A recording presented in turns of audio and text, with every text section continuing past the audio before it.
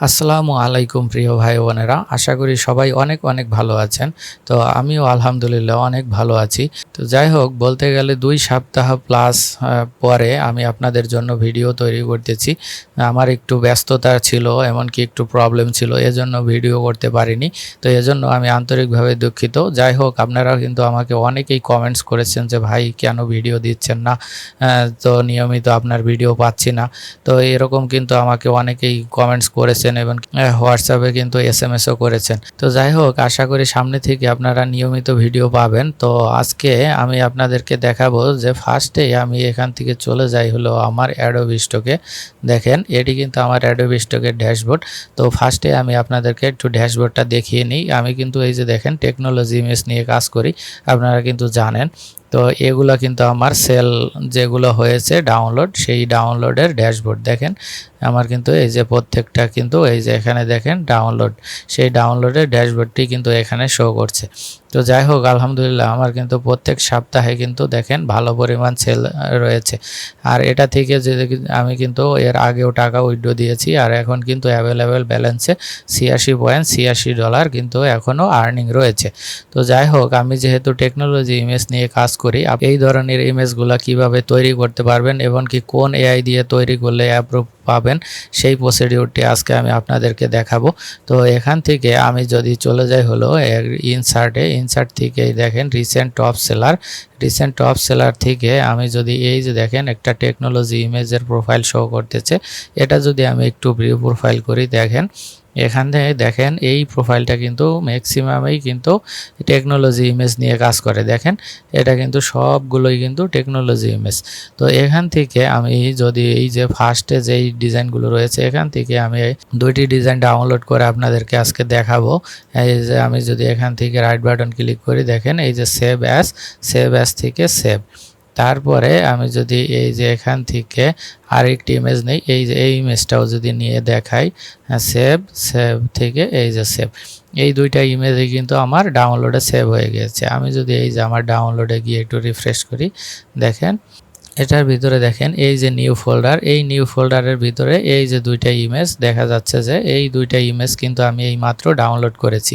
এই 2টা ইমেজ এখন আমি এই ইমেজ 2টা থেকে প্রম্পট জেনারেট করব, তারপরে একটি এআই টুলসের মাধ্যমে এইটাকে আবার রিজেনারেট করব, সেটিকে আমি আপনাদেরকে দেখাবো। তার জন্য ফার্স্টেই আমাকে একটা প্রম্পট জেনারেট করতে হবে। সেই প্রম্পট জেনারেটের জন্য আমি কি করব, এখান থেকে চলে যাব হলো এই যে ব্রাউজারে, দেখেন সিএসবি প্রো, এখান থেকে এসে ইমেজ টু প্রম্পটে সিলেক্ট করে আমি এই অ্যারোতে ক্লিক করব। ক্লিক করলে এই যে দেখেন এই ইমেজটা, এমনকি এই ইমেজটা, এই 2টা ইমেজ কিন্তু আমি মাত্র ডাউনলোড করেছি। এখান থেকে সিলেক্ট করে যদি ওপেনে ক্লিক করি, তাহলে কিন্তু এই যে এখানে চলে আসছে। এখন এখান থেকে জাস্ট দেখতে পাচ্ছেন auto process all two image, আমি এখানে একটা ক্লিক করে দিব, তাহলে এই 2টা ইমেজের কিন্তু আমাকে প্রম্পট জেনারেট করে দিবে। এখন এই যে দেখেন সুন্দর করে কিন্তু আমাকে একটা প্রম্পট জেনারেট করে দিয়েছে। 2টা ইমেজের এই প্রম্পট অলরেডি জেনারেট করা কমপ্লিট। তো এখন আমি এখান থেকে কপি করে আমি চলে যাব হলো এই যে এই ব্রাউজারে, দেখেন আমি এই যে এখানে বুকমার্ক করে রেখেছি আস্ক এআই। দেখেন এটি আপনাদের কিন্তু অনেকেরই পরিচিত, আবার অনেকে হয়তো বা চিনবেন না। তো যাই হোক, এটি কিন্তু পেইড টুলস, এটা কিন্তু দেখেন এই যে আমার প্রো ভার্সন রয়েছে। তো আপনারা চাইলে কিন্তু এটি নিতে পারবেন আমাদের কাছ থেকে। তো যাই হোক, এখান থেকে দেখেন এই যে টুলস থেকে এই যে এখান থেকে এই যে দেখতে পাচ্ছেন ক্রিয়েট এআই ইমেজ, এটাকে একটা সিলেক্ট করে দিবেন। সিলেক্ট করার পরে এই যে এরকম একটি ড্যাশবোর্ড আসবে। তারপরে আমি যেই প্রম্পটটি এখানে কপি করে নিয়েছি, সেই প্রম্পটটা এই যে এখানে পেস্ট করে দিতে হবে। তারপরে এই যে এখান থেকে দেখতে পাচ্ছেন অ্যাকসেপ্ট রেশিও, এই রেশিওটা আপনি কত রেশিওতে আপনার ইমেজটা ডাউনলোড করবেন সেটিকে সিলেক্ট করে দিতে হবে। তার জন্য আমি এই যে ফার্স্টেই দেখেন 16:9 এটাকেই সিলেক্ট করে দিব। তারপরে এই যে এখান থেকে জাস্ট ক্রিয়েট, এই প্রম্পটের একটা ইমেজ তৈরি করে দিবে। দেখেন এই যে দেখেন খুব সুন্দর কিন্তু একটা ইমেজ আমাকে তৈরি করে দিয়েছে। এখন এই যে এখান থেকে জাস্ট পিএনজি আকারে এটাকে আমি ফার্স্টে ডাউনলোড করে নিব। তারপরে আমি এই যে এখান থেকে আরেকটি প্রম্পট রয়েছে, এই প্রম্পটটিও আবার কপি করে নিয়ে আবার চলে যাব হলো এই যে এই আস্ক এআইতে।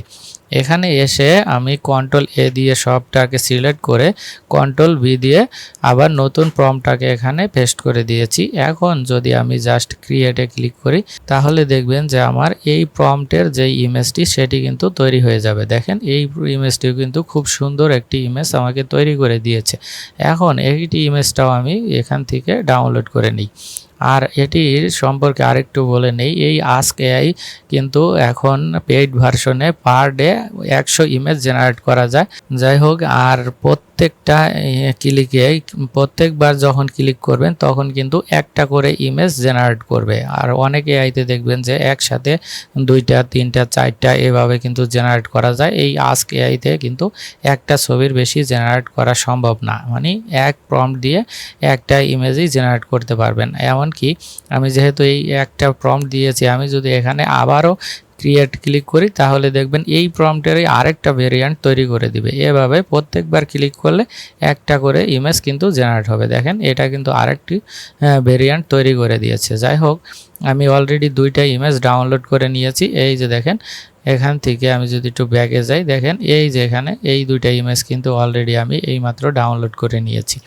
এখন এই ইমেজ দুইটাকে আমাদের ফার্স্টে একটু আপ স্কেল করে নিতে হবে। এই ইমেজটা আর এই ইমেজটাকে সিলেক্ট করে কন্ট্রোল এক্স দিয়ে কাট করে এই যে এখানে একটি ফোল্ডার ক্রিয়েট করব।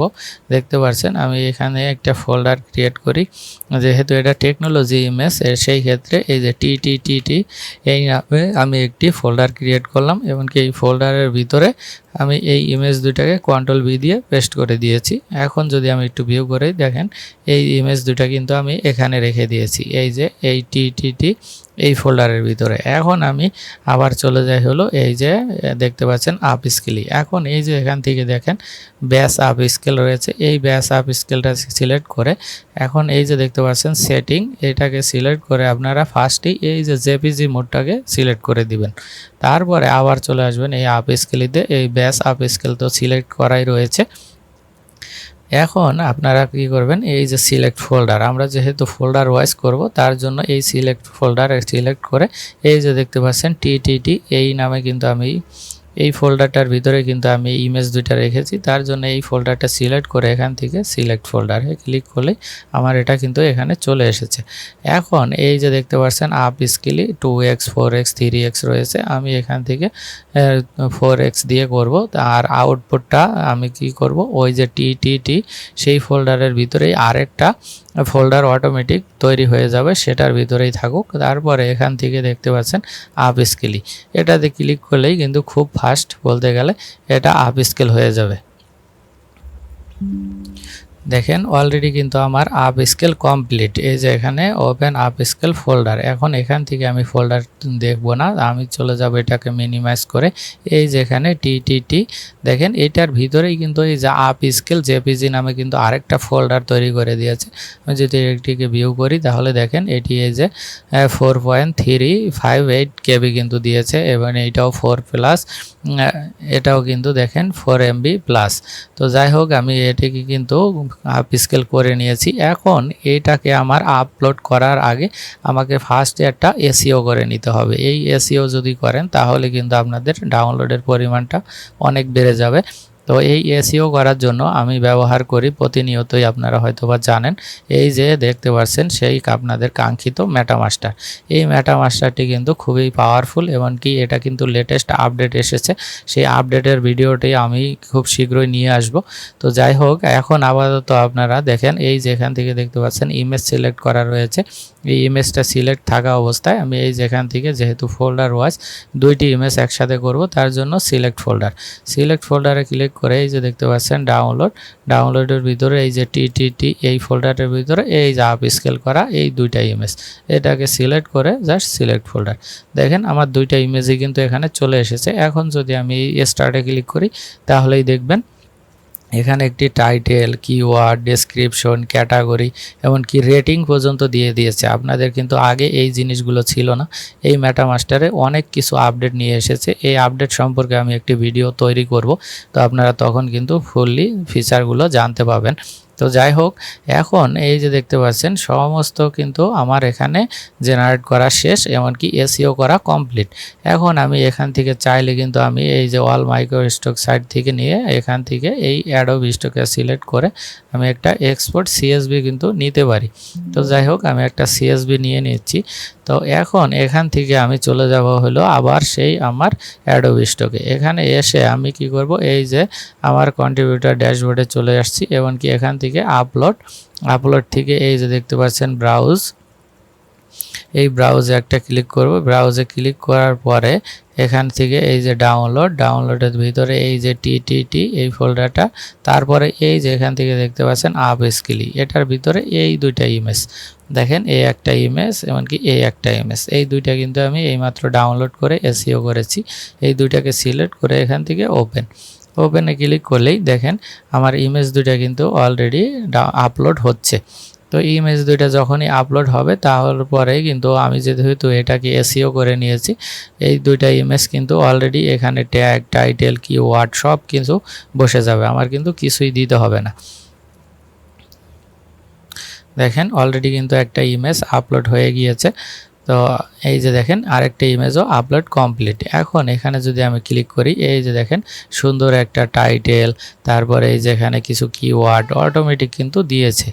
আবার এটাকেও যদি ক্লিক করি, এই যে দেখেন কিছু কিওয়ার্ড, তারপরে এই যে কিছু টাইটেল এখানে কিন্তু অলরেডি চলে এসেছে।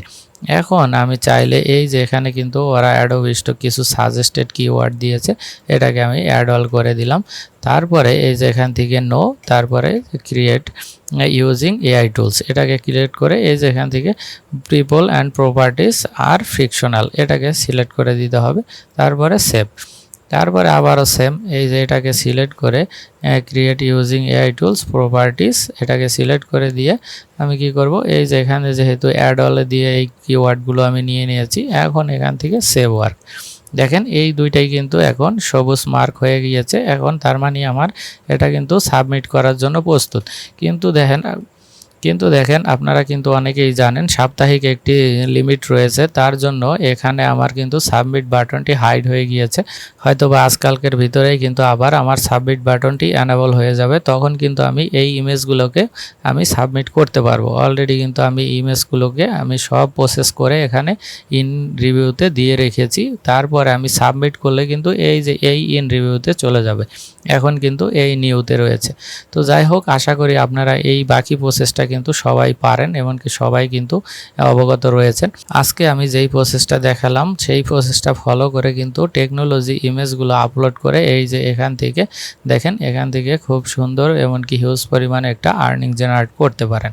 তো যাই হোক, আজকে এই পর্যন্তই। আল্লাহ আপনাদের ভালো রাখুক, সুস্থ রাখুক, এই বলে বিদায় নিচ্ছি। আসসালামু আলাইকুম।